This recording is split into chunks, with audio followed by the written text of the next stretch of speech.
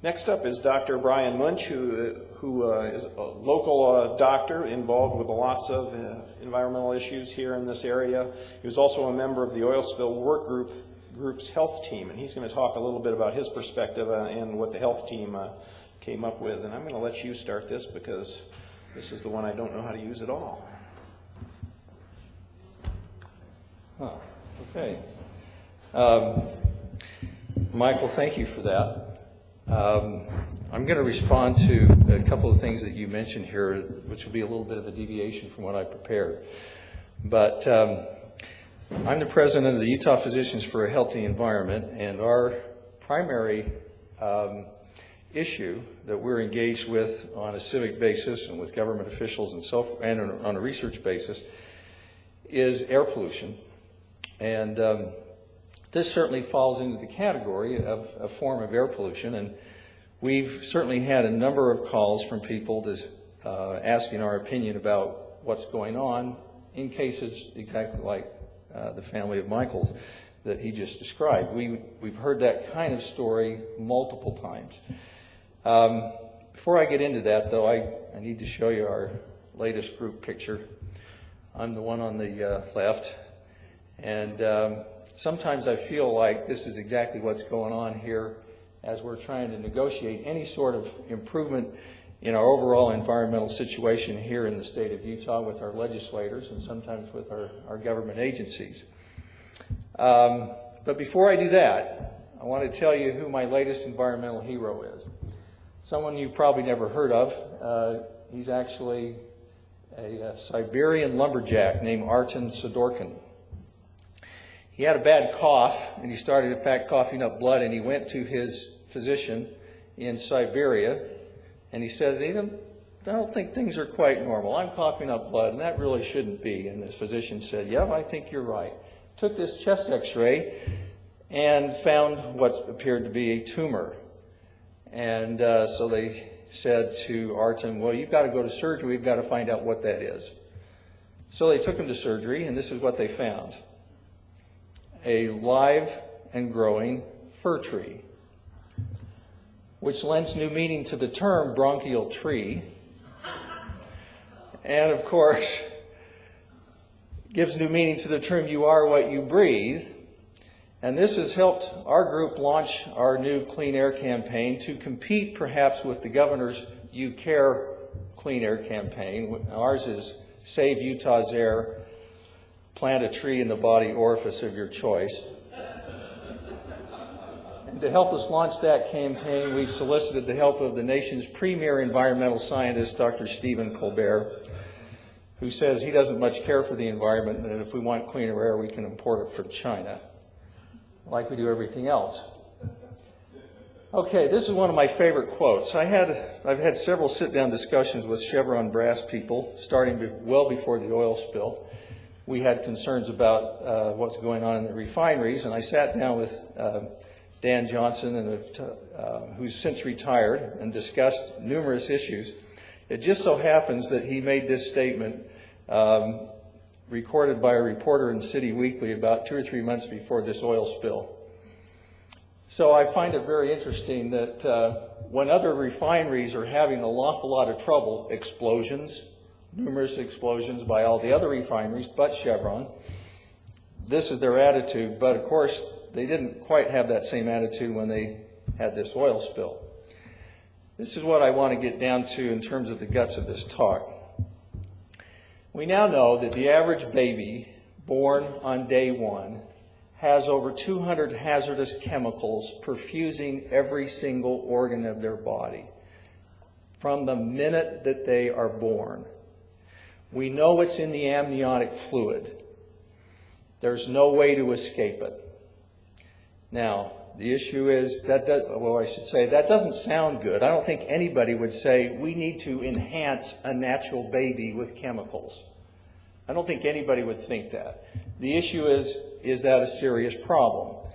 Well, it appears there's mounting evidence that in fact it has serious clinical implications.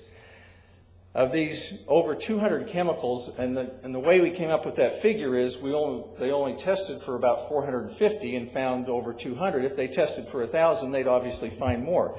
But of that group, 134 are known to cause cancer, 151 cause birth defects, 154 cause endocrine disruption, and 158 are neurotoxins. Now, if you're a quick mathematician, that adds up to more than 200. It means that some of these chemicals have multiple effects. Crude oils contain over 1,000 different hydrocarbons, and depending on the source of the oil, they vary greatly in relative amounts of individual hydrocarbons and trace metals and sulfur. This is a photograph of the review spill. And chief among these, in terms of clinical concern, are benzene, polycyclic aromatic hydrocarbons. Benzene is the mother compound of that group, and heavy metals. PAHs, polycyclic aromatic hydrocarbons, and other endocrine disrupting chemicals can pass through the placenta, resulting in concentrations in a baby as high as the baby's own sex hormones. Now, PAHs are of concern for multiple effects, but in terms of endocrine disruption potential, that's what I want to focus on for just a minute. So, bear this in mind. A newborn baby can have endocrine disrupting chemicals in their blood, perfusing every organ, at levels as high as their own endocrine hormones, their own sex hormones, excuse me. Now, regulatory agencies have set safe exposure levels for chemicals by testing for effects at high concentrations, and then using statistical extrapolation, they determine what are, quote, safe levels at much lower exposures. This method assumes that if the exposure goes up, so do the effects, and if the exposure goes down, so do the effects. But research is beginning to change. Within the last 10 years, it's very clear now that there are many chemicals and chemical groups that do not always follow this rule and may cause different effects at higher and lower levels. And this is where the traditional science of toxicology is starting to part ways with clinical medicine, in that we now know there are people like you described your son, who may have profound clinical effects at the same blood levels of benzene as someone living right next to them or in the same house with the same blood levels, but the clinical outcome is much different. Now, I'll tell you from my own personal experience. I'm an anesthesiologist, so I'm a drug pusher. I give drugs to people all day long. The amount of drug that I have to use to achieve a certain effect in a certain patient can vary as much as 20 times compared to achieving the same effect with another patient.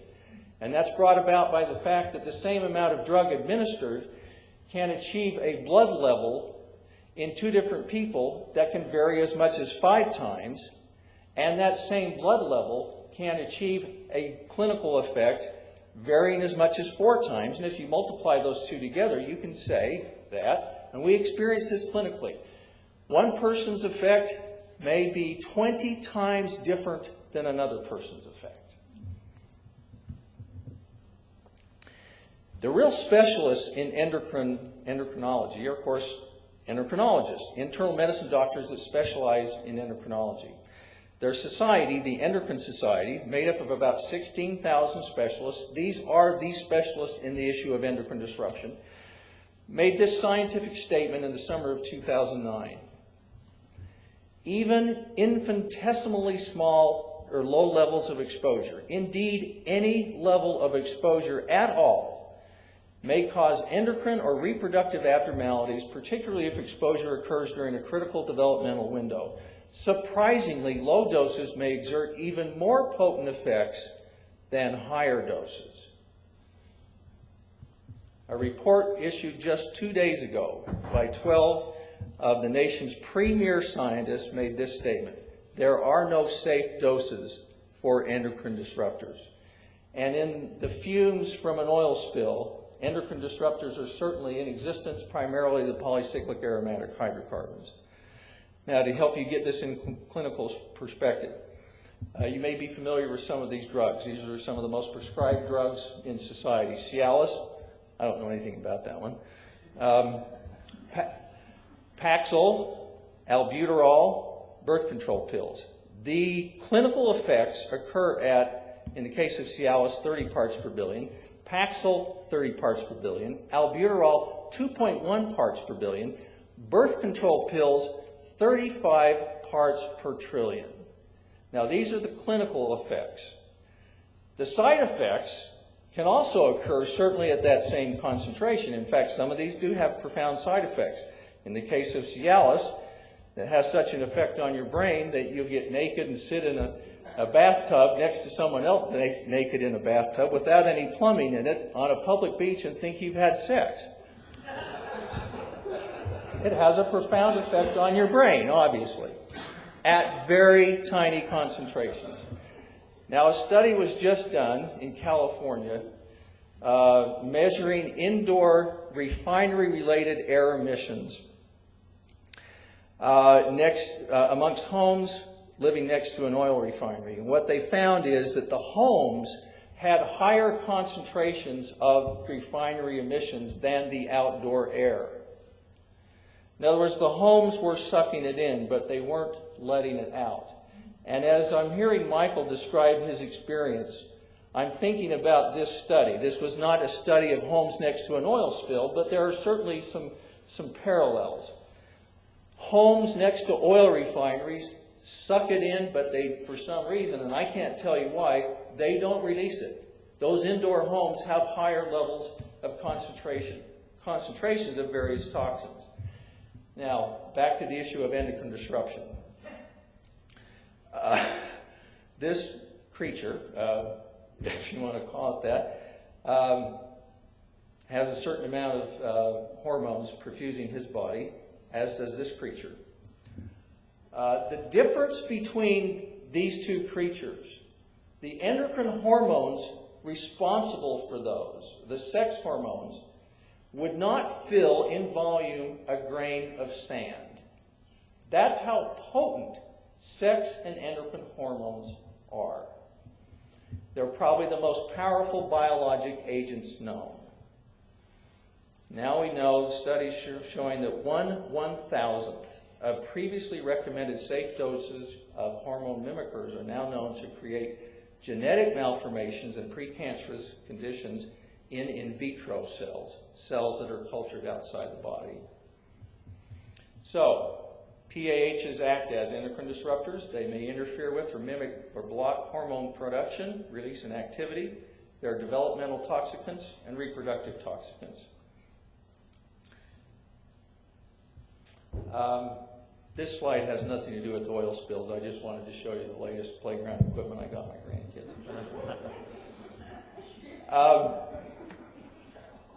Low internal doses of endocrine disruptors found in typical human beings in the United States have been linked to obesity, infertility, neurobehavioral disorders, and immune dysfunction, among many others. A diverse group of scientists have now re-examined a large body of medical literature, finding examples of low-dose effects for dozens of chemicals across a wide range of chemical classes, including industrial chemicals, plastic components and plasticizers, pesticides, phytoestrogens, preservatives, surfactants, detergents, flame retardants, blah, blah, blah, blah, blah, blah, blah. Certainly, these are the kinds of chemicals emitted or volatilized during an oil spill that deserve the same sort of concern. So the traditional view is the dose is the poison, and very small doses are a very small concern. There's mounting medical evidence now that that is no longer true. Even tiny doses can be a poison, and not just for the developing human embryo, even though those are the most vulnerable. Now, benzene is a known and carcinogen classified as such by the Department of Health and Human Services, the International Agency for Research on Cancer, the National Toxicology Program, and the EPA. All agree that benzene is carcinogenic to humans. Unfortunately, it's probably 1% to 2% of every gallon of gasoline that you put in your car. There is double the risk for leukemia for people living in the vicinity of an oil refinery. Studies with pregnant animals show that breathing benzene has harmful effects on the developing fetus, and these effects include low birth weight, delayed bone formation, and bone marrow damage, according to the American Cancer Society. Exposure to petrochemicals, specifically benzene, gasoline, hydrogen sulfide, is significantly associated with increased frequency of spontaneous abortion. Exposure to benzene near the level that is considered a permissible limit in the United States is associated with sperm aneuploidy, which is a fancy word for the wrong number of chromosomes. And I have to say, I don't know if I ought to say this, but as I'm hearing Michael talk about his teenage son, I'm bearing these kinds of things in mind and wondering what's happening to his chromosomes. There are other reasons for concern. Mutagenic effects theoretically can result from a single molecular DNA alteration. It's now kind of considered regulatory prudence that we use the one-hit model for a mutagenic endpoint, particularly cancer, in which every molecule of a carcinogen is presumed to pose a risk. The carcinogens of concern in crude oil are benzene and the PAHs, and they're present in variable concentrations depending on the substrate.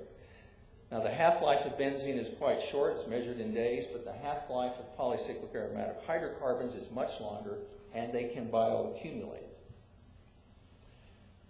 This advice from the editors of the New England Journal of Medicine, which is the premier medical journal in the world. Pregnant women should particularly avoid any dermal contact with oil and should avoid areas where visible oil contamination exists or oil odors. These are some of the trace metals of concern wherever there's an oil spill: arsenic, boron, chromium, lead, and nickel. They're carcinogens, and they're also intensely neurotoxic, especially lead, of course. Now, you may have heard about the studies of cleanup workers from the Prestige oil spill, which occurred off the coast of Spain in 2002. And the reason why I bring this up is this is probably the one medical study that has the most relationship to what these residents may have experienced. It's not exactly the same, but it's as close as there is in the medical literature. What these researchers found, this was published just a couple of months after that spill, after the Red Butte spill. They examined 501 fishermen who were involved in the cleanup, and they found that 2 years after the cleanup, they had persistent symptoms of respiratory dysfunction. In the breath exhaled, they found increased markers of airway injury and more chromosomal damage in their lymphocytes, their white blood cells. Now, bear in mind a couple of things. Most of these cleanup workers were young, healthy men. Most of them had respirators. I didn't see anybody have respirators in this cleanup. No residents, no cleanup workers. I didn't see any. Now, I may have missed a few, but I didn't see anybody wearing respirators on the Red Butte oil spill.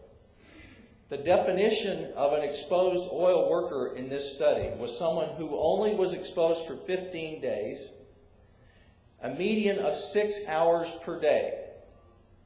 I don't think that's all that much different than what some of these residents experienced. Now, not only did most of the cleanup workers have respirators, but this spill occurred in November. It went on for a long time, November and December. So because of colder temperatures, you're not going to get as much volatilization of some of these compounds. Ours occurred in June, very warm. That's another difference. So now there have been multiple studies done from people who are involved in the Prestige oil spill, and they've also found that these cleanup workers had changes in prolactin and cortisol levels, suggesting, in addition to DNA disruption, likely or possibly conducive to later on development of cancer, also demonstrated endocrine disruption. And I don't know if any of you have been planning on eating any of the fish in the creek, but we know that bioaccumulation and biomagnification of crude oil components, particularly PAHs, can occur in seafood. I would know where your seafood's coming from. So, every single molecule of a carcinogen can be presumed to pose a risk. Just like there's no safe level of exposure to bullets, there's no safe level of exposure to some of these compounds that we thought in years past might have had a safe low dose. that concept really needs to be replaced now with what's medically sound, and that is every bit of exposure matters. And there are some people who are particularly sensitive to it. The idea of some people having a syndrome called multiple chemical sensitivity syndrome. A lot of doctors don't know anything about it. I'm not surprised you got some of the advice that you did.